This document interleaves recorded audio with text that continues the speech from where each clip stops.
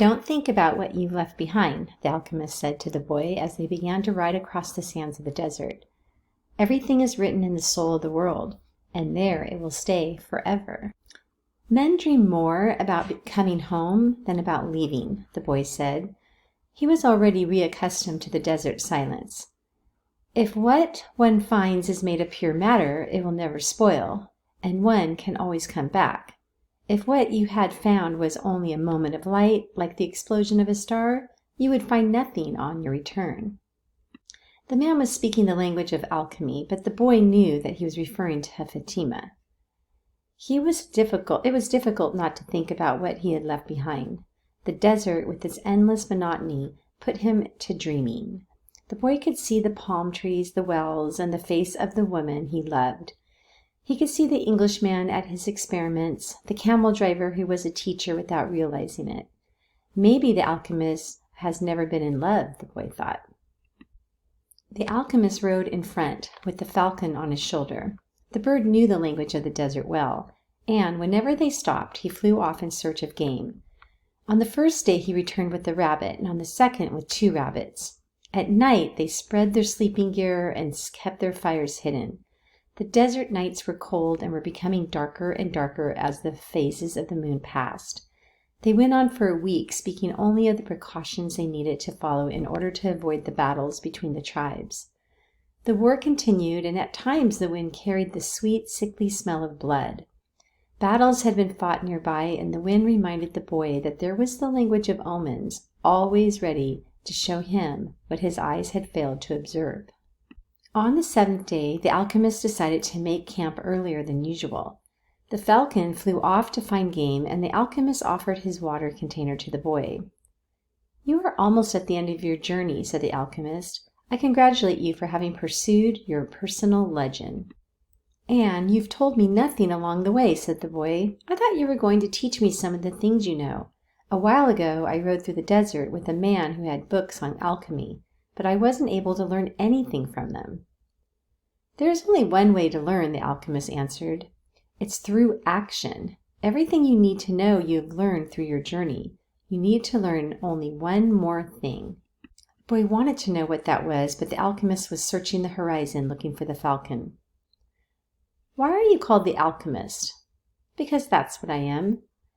"And what went wrong when other alchemists tried to make gold and were unable to do so?"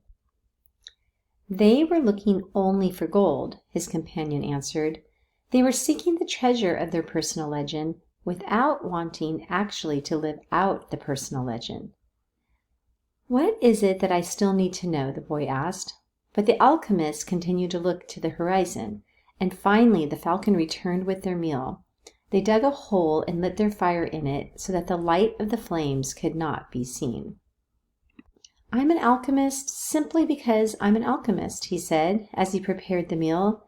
"I learned the science from my grandfather, who learned from his father, and so on, back to the creation of the world. In those times, the masterwork could be written simply on an emerald, but men began to reject simple things and to write tracts, interpretations, and philosophical studies.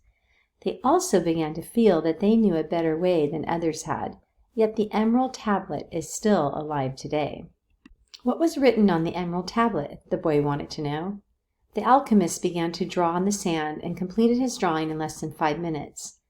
As he drew, the boy thought of the old king and the plaza where they had met that day. It seemed as if it had taken place years and years ago. "This is what was written on the emerald tablet," said the alchemist when he had finished. The boy tried to read what was written in the sand. "It's a code," said the boy, a bit disappointed. "It looks like what I saw in the Englishman's books." "No," the alchemist answered. "It's like the flight of those 2 hawks. It can't be understood by reason alone. The emerald tablet is a direct passage to the soul of the world." The wise men understood that this natural world is only an image and a copy of paradise. The existence of this world is simply a guarantee that there exists a world that is perfect. God created the world so that, through its visible objects, men could understand his spiritual teachings and the marvels of his wisdom.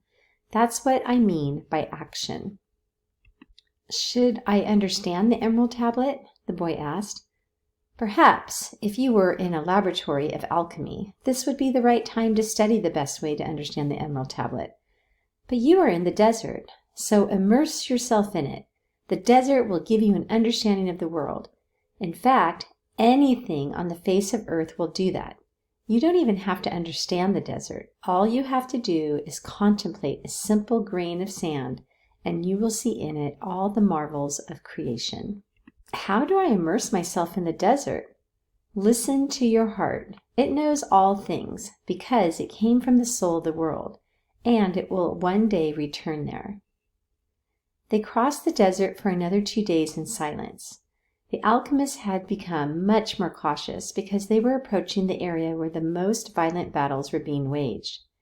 As they moved along, the boy tried to listen to his heart. It was not easy to do. In earlier times, his heart had always been ready to tell its story. But lately, that wasn't true. There had been times when his heart spent hours telling of its sadness. And at other times, it became so emotional over the desert sunrise that the boy had to hide his tears. His heart beat fastest when it spoke to the boy of treasure, and more slowly when the boy stared entranced at the endless horizons of the desert. But his heart was never quiet, even when the boy and the alchemist had fallen into silence. Why do we have to listen to our hearts? The boy asked when they had made camp that day. Because wherever your heart is, that is where you'll find your treasure. But my heart is agitated, the boy said. It has its dreams. It gets emotional. It becomes passionate over a woman of the desert. It asks things of me, and it keeps me from sleeping many nights when I'm thinking about her. Well, that's good. Your heart is alive. Keep listening to what it has to say.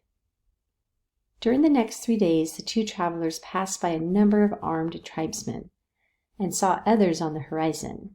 The boy's heart began to speak of fear. It told him stories it had heard from the soul of the world, stories of men who sought to find their treasure and never succeeded. Sometimes it frightened the boy with the idea that he might not find his treasure or that he might die there in this desert. At other times, it told the boy that it was satisfied. It had found love and riches. My heart is a traitor, the boy said to the alchemist when they had paused to rest the horses. It doesn't want me to go on. That makes sense, the alchemist answered. Naturally, it's afraid that, in pursuing your dream, you might lose everything you won. Well, then, why should I listen to my heart?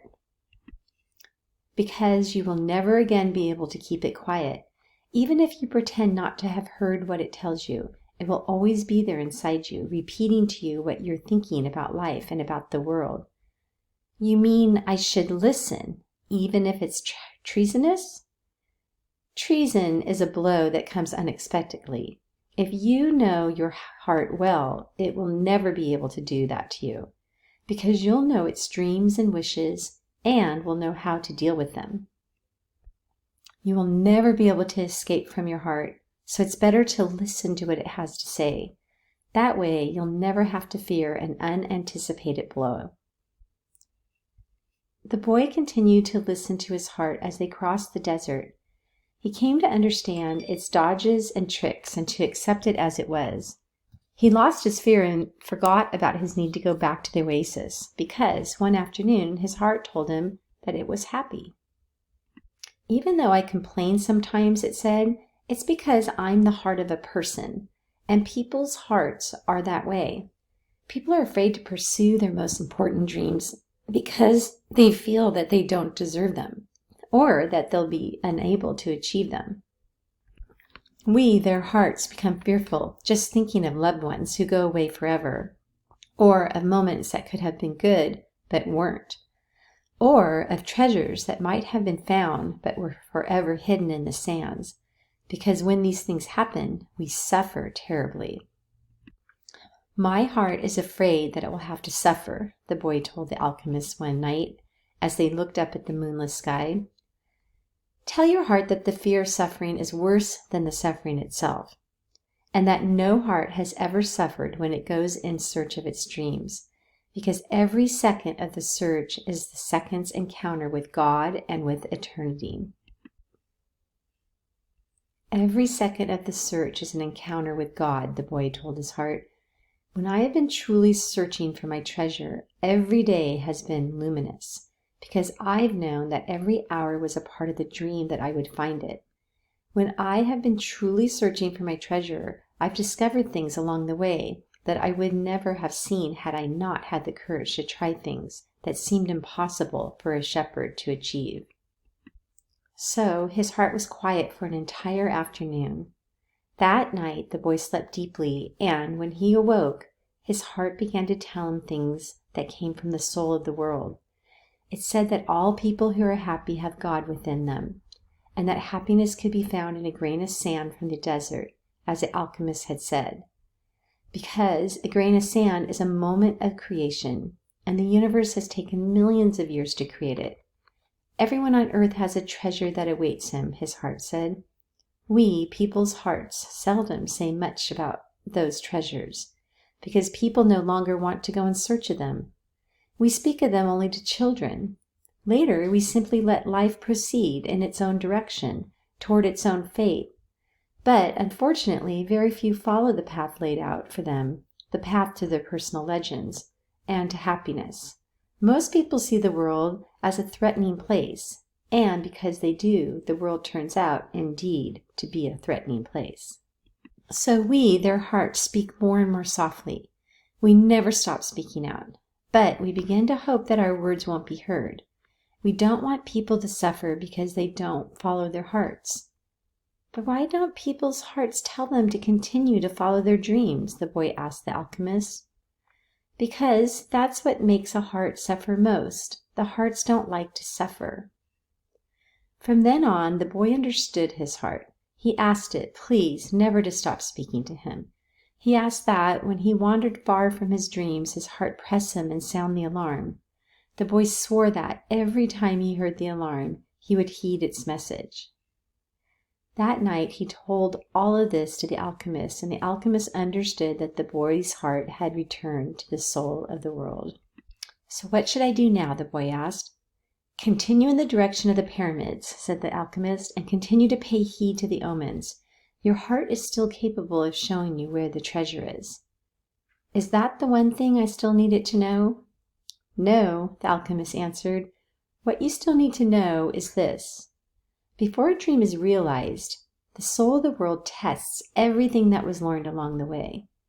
It does this not because it is evil, but so we can, in addition to realizing our dreams, master the lessons we learned as we moved toward the dream. That's the point at which most people give up. It's the point at which, as we say in the language of the desert, one dies of thirst just when the palm trees have appeared on the horizon. Every search begins with beginner's luck, and every search ends with the victors being severely tested. The boy remembered an old proverb from his country.